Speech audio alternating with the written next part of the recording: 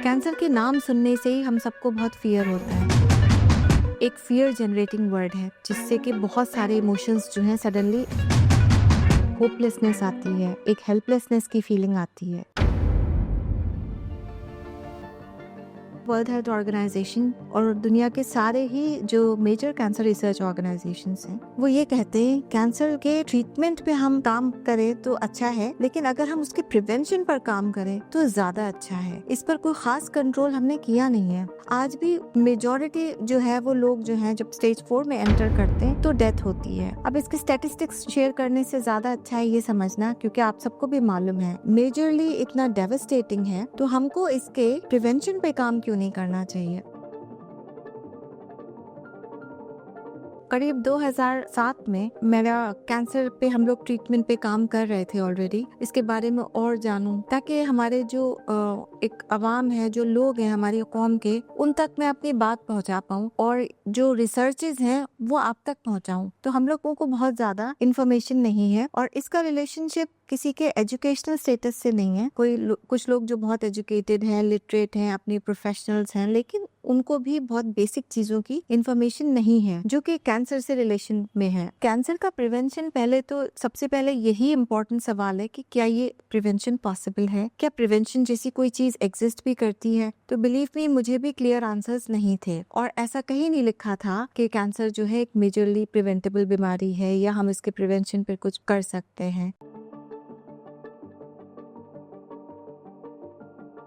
Around 15 years लगे हैं। अब जो कैंसर की रिसर्चेज हैं और अब जो बातें बताती हैं वो बिल्कुल डिफरेंट हैं फ्रॉम जब मैंने अपना जर्नी स्टार्ट किया था इस पे। तो अब की जो रिसर्चेज हैं, जो मोस्ट मॉडर्न रिसर्चेज हैं, वो ये कहती हैं कि ये एक लार्जली प्रिवेंटेबल डिजीज है और इस बात को कहते हुए भी करीब 10 साल हो गए, लेकिन ये बात भी पब्लिक डोमेन में नहीं आ पा रही है कि लोगों का परसेप्शन जो है वो बहुत फिक्स्ड और रिजिड है। और पहला तो ये है कि उनको ये लगता है कि इस बीमारी में कुछ हो नहीं सकता, किसी की किस्मत खराब है, किसी के जीन्स खराब है। कभी कभी हम ये कहते हैं कि इसकी फैमिली में कैंसर था या फादर को भी कैंसर था, मदर को था। फिर हम कहते हैं कि एनवायरनमेंट का कसूर है, हम जिस एनवायरनमेंट में रह रहे हैं, जो कि हद तक ट्रू है कि ओवर द इयर्स ये देखा गया है कि 90% कैंसर्स का रिलेशनशिप एक सिंगल डिनोमिनेटर से अटैच्ड है और वो डिनोमिनेटर इन्फ्लेमेशन है।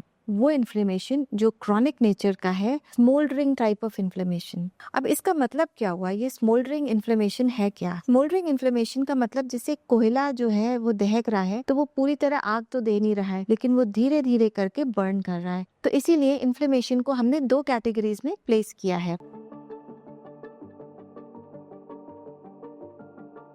एक तो एक्यूट इन्फ्लेमेशन होता है जो कि एक आग की तरह आता है, बहुत सारे सिम्टम्स होते हैं, उसके 5 क्रिटिकल सिम्टम्स होते हैं या साइंस कह लीजिए, जिसमें स्वेलिंग है, पेन है, रेडनेस है, लॉस ऑफ फंक्शन है और इमोबिलिटी भी हो सकती है। ये इन्फ्लेमेशन जो एक्यूट नेचर का है ये डिफरेंट होता है क्रॉनिक इन्फ्लेमेशन से।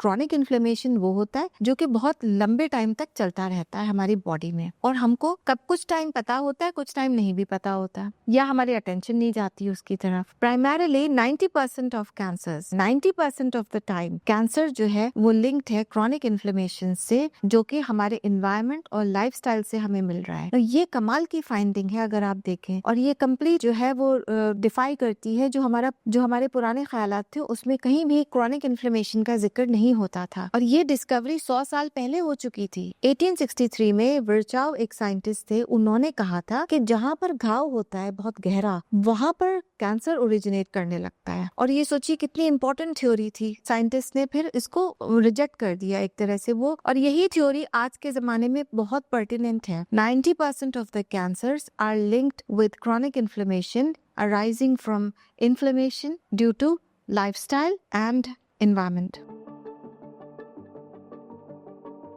3 आईज याद रख लीजिए। 3 आई की वजह से इन्फ्लेमेशन का प्रोसेस स्टार्ट होता है, जिसमें कि सबसे पहले है इंजरी। इंजरी का मतलब कोई एक्सीडेंट हो गया, कहीं कोई चोट लग गई, कोई ट्रॉमा हो गया, या किसी मधुमक्खी ने काट लिया, किसी कीड़े ने काट लिया, तो ये सब इंजरी है, इंजूरियस असॉल्ट। तो कोई किसी भी फॉर्म में जब कोई हमारे पर कोई फिजिकल असॉल्ट होता है तो फिर इन्फ्लेमेशन जो है वो जनरेट होता है। दूसरा सिचुएशन जहाँ पर इरिटेशन का मतलब कोई भी चीज जो हमारे इसको रब कर रही हो, इरिटेट कर रही हो। जैसे आपने देखा कभी कोई दांत जो है जो ऐसा जिसकी बहुत पॉइंटी वो है एज, वो हमारे चीक के अंदर अगर वो रब करना शुरू करे तो वहां पर इन्फ्लेमेशन स्टार्ट हो जाएगा। इरिटेंट का मतलब ये भी होता है कि कोई ऐसी डिवाइस लगा हो, कोई ऐसा आपके ब्रेसेस लगे हो, कोई भी चीज जो हमारे अंदर की टिश्यू को रब करना शुरू कर दे। कोई आपने ऐसी कोई चीज पहन ली जिसमें कि बार बार वो रगड़ रहा हो। इसके अलावा इरिटेंट वो भी होता है जो हम इनहेल कर लेते हैं, इनहेल्ड पार्टिकल्स। जो भी जैसे हम पोल्यूशन में रह रहे हैं इतने सारे, तो ये इनहेल्ड पार्टिकल्स हमारे बॉडी में जाते हैं और हमारी बॉडी जो स्पेशली जो लंग्स होते हैं वो इनको क्लियर आउट नहीं कर पाते, क्योंकि ऐसा कोई मेथड नहीं है जिससे कि ये पार्टिकुलेट मैटर हमारे बॉडी से एक्सक्रीट आउट हो जाए। तो ये जाके वहाँ सेटल करते हैं हमारे लंग के टिश्यू में, और फिर लंग्स को ओवर द इयर्स लंग्स हमारे काले ब्लैकनिंग हो जाती है। जैसे कि हमने देखा है जब पुराना कोई पंखा होता है या लाइट होती है जो चलती है, उसमें भी हम देखते हैं कि वो उस पर काली काली एक डस्ट जमा हो गई, जिसको फिर हम कुछ 6 महीने 8 महीने में हमको उसको साफ करना होता है। हमें देखने लगता है कि ये गंदा हो गया। तो यही चीज हमारे लंग्स के अंदर जा रही है और ये वहां जाके सेटल हो रही है और हम इसको क्लियर नहीं कर पा रहे। तो ये एक तरह का इरिटेंट है जिससे एक्यूट इन्फ्लेमेशन का प्रोसेस स्टार्ट हो जाता है। तीसरी चीज जो है वो है इन्फेक्शंस। और इन्फेक्शन का मतलब ये कि कोई भी बॉडी में हमारी बैक्टीरिया जाए, वायरस जाए, फंगस या पैरासाइट कोई एंटर कर जाए तो हमारी बॉडी में एक एक्यूट इन्फ्लेमेटरी रिस्पांस जनरेट होता है। इस रिस्पांस में हमारी इम्यून सिस्टम जो है वो एक्टिवेट होता है। एक प्रोसेस है जो जंप स्टार्ट होता है जिसमें कि सेल्स जो आते हैं इम्यून सिस्टम के, कि उसको किस तरह से हम उसे कंटेन कर दें या उसको खत्म कर दें, नष्ट कर दें। इस प्रोसेस में क्या होता है कि जब ये तीनों किसी भी वजह से जब हमारी बॉडी पर असॉल्ट होता है या कोई इन्वेजन होता है बाहर से in the form of bacteria, virus और एनीथिंग, तो बॉडी जो है नेचुरली एक डिफेंस मैकेनिज्म इन्फ्लेमेशन की फॉर्म में जनरेट करती है। और ये इन्फ्लेमेशन जो है वो एक्यूट नेचर का होता है मोस्टली, क्योंकि ये थोड़े दिनों के बाद क्लियर आउट हो जाता है। इम्यून सिस्टम सक्सेसफुल हो जाता है उसको क्लियर आउट करने में और फिर बॉडी जो है दोबारा बेस लाइन पे आ जाता है। प्रॉब्लम जब अराइज होती है जब ये इन्फ्लेमेशन हमारी बॉडी से क्लियर आउट नहीं हो पाए। तो वो जो पीक थी वो ऐसे नहीं करे, बल्कि अब वो इस तरह से हो गई या थोड़ा सा नीचे जाके यूं करके होने लगी कि इन्फ्लेमेशन पूरी तरह से बेस लाइन पे आया नहीं, वापस नहीं हुआ जो इन्फ्लेमेशन जनरेट हुआ था, जिसमें रेडनेस थी, स्वेलिंग थी, पेन था, फीवर भी हो सकता है। उसको नॉर्मल सी पे आना चाहिए था आइडियली, लेकिन वो नहीं आ पाया। उसकी भी कुछ वजह हैं, या तो वो इरिटेंट गया नहीं आपकी बॉडी से, तो इन्फ्लेमेटरी रिस्पांस कंटिन्यूअस उसमें रहेगा। कॉन्स्टेंटली बॉडी एफर्ट करती रहेगी कैसे हम उसको खत्म करें या उससे फाइट करें, और वो इरिटेंट जा ही नहीं रहा है हमारी बॉडी से। जैसे कि किडनी में स्टोन हो जाए तो इन्फ्लेमेटरी रिस्पांस जनरेट होगा, या गॉल ब्लैडर में स्टोन हो जाए तो क्योंकि बॉडी जो है वो ट्राई कर रही है वो ऑर्गन किस तरह से इसको क्लियर आउट करूं, तो यहाँ पर इन्फ्लेमेशन होगा क्रॉनिक। दूसरी वजह जो है जब कोई इन्फेक्शियस ऑर्गेनिज्म बॉडी से नहीं जा पा रहा, से फॉर एग्जांपल कोई इन्फेक्शन है और वो हमारी बॉडी में अब रह गया और चुपचाप से जाके कहीं और जाके बैठ गया और वहीं जाके उसने लोकली डैमेज करना शुरू कर दिया, तो भी उसी जगह पर क्रॉनिक इन्फ्लेमेटरी प्रोसेस सेट इन करना शुरू कर जाएगा। और तीसरा जो है जब कोई इंजरी हो और असॉल्ट हो, और अगर अब जैसे मैं ये अंगूठी पहनी हूँ रिंग, अगर ये बहुत टाइट हो तो ये कॉन्स्टेंटली मेरी स्किन को हर्ट करता रहेगा। कोई भी चीज जो आपको कॉन्स्टेंटली हर्ट करते रहे, कोई ऐसा घाव, कोई ऐसा वुंड जो हील नहीं कर रहा हो, वो क्रॉनिक इन्फ्लेमेशन की जड़ बन जाएगा। वहां पर क्रॉनिक इन्फ्लेमेशन पनपता रहेगा। अब हमारा काम है एज इंडिविजुअल्स कि हम इस इन्फ्लेमेशन को पहचानें। हम एक तो फर्क समझें कि ये एक्यूट है, ये क्रॉनिक है। तो क्रॉनिक में क्या होता है कि एक तो हमें पता होना चाहिए कि किस चीज से हमें इन्फ्लेमेशन, हमारा प्रोसेस स्टार्ट कैसे हुआ। इसमें 2 फैक्टर्स हैं मेजर, एक एनवायरनमेंट है, एक लाइफस्टाइल है। एनवायरनमेंट का मतलब पोल्यूशन, जो हम पोल्यूशन फेस कर रहे हैं, जो पोल्यूशन जो है हमारे पानी में भी है, हमारी हवा में है जो सांस हम ले रहे हैं, और सॉइल में भी है, और जो पोल्यूशन जो एनवायरनमेंट से आ रहा है वो हमारे खाने में भी है, क्योंकि वो एडल्ट्रेशन है हमारे खाने में, तो खाना जो है हमारा वो भी एडल्ट्रेटेड है। दूसरा जो आ रहा है इन्फ्लेमेशन, वो हमारे लाइफस्टाइल से है, वो हमारी डेली चॉइसेस से है। वो चॉइसेस जो हम खुद से चूज करते हैं करने के लिए, हम खुद चूज करते हैं स्मोक करने के लिए, ड्रिंक करने के लिए, ये हमारी चॉइस होती है और ये हमारी हैबिट्स होती हैं। तो ये जो हमारी हैबिट्स के थ्रू हमारे बॉडी में इन्फ्लेमेशन स्टार्ट हो जाता है। जो कैंसर की रिस्क है वो क्रॉनिक इन्फ्लेमेशन जनरेट कर रही है, वो मेजरली हमारी लाइफस्टाइल चॉइसेस से आ रही है। और ये स्टडीज प्रूव कर रही हैं कि ये तो मेजरली कंट्रोल्ड हो सकता था, इस पर तो हमारा कंट्रोल था। Just by seeking education, getting ourselves educated as well as bringing that education into action, उस पे काम करना, तो हम कैंसर पे बहुत मेजरली रोकथाम कर सकते हैं।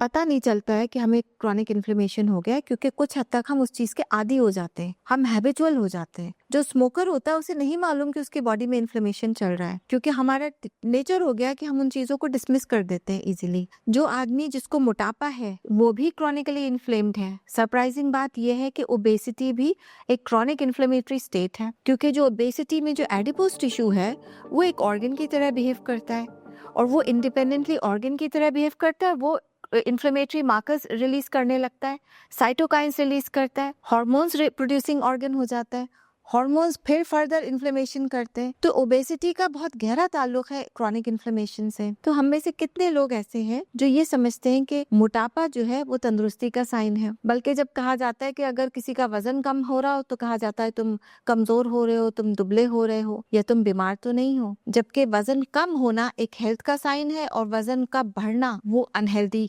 साइन है। क्योंकि वो एक, मैंने आपको बताया, जो एडिपोज टिश्यू, जो एक्सेस बॉडी फैट आपकी बॉडी में एक्यूमुलेट हो रही है, वही तो कैंसर की ग्राउंड बन रही है, वहीं पर तो क्रॉनिक इन्फ्लेमेशन स्टार्ट हो रहा है और वही तो बीमारियों की जड़ है। तो ये देखा जा रहा है कि 1/3 ऑफ कैंसर्स तो स्मोकिंग की वजह से होते हैं, लेकिन जो 2/3 कैंसर्स हैं उसमें स्मोकिंग नहीं आ रहा है, उसमें ओबेसिटी आ रहा है। वो ओबेसिटी करीब 1/3 ऑफ कैंसर्स को गिव राइज कर रहा है। तो 2/3 ऑफ कैंसर्स तो कितने ज्यादा प्रिवेंटेबल हो गए अगर आप किसी भी उससे समझें। 1/3 स्मोकिंग से हो रहा है और 1/3 ओबेसिटी से। इस ओबेसिटी में और भी चीजें हैं जो हम ओबेसिटी या सेडेंटरी बिहेवियर्स या lack of physical activity as well as a poor dietary pattern, ये तीनों चीजें मिलाकर 1/3 ऑफ कैंसर्स को प्रोड्यूस कर रही हैं। और सारे रिसर्च ऑर्गेनाइजेशंस ये कह रहे हैं कि ये तो मेजरली एक प्रिवेंटेबल बीमारी है। इस पर कितना सारा हम पैसा लुटाते हैं, बिलियंस और बिलियंस ऑफ डॉलर्स हर साल, और कितना बड़ा लॉस होता है मरीज का। 10 million deaths around the world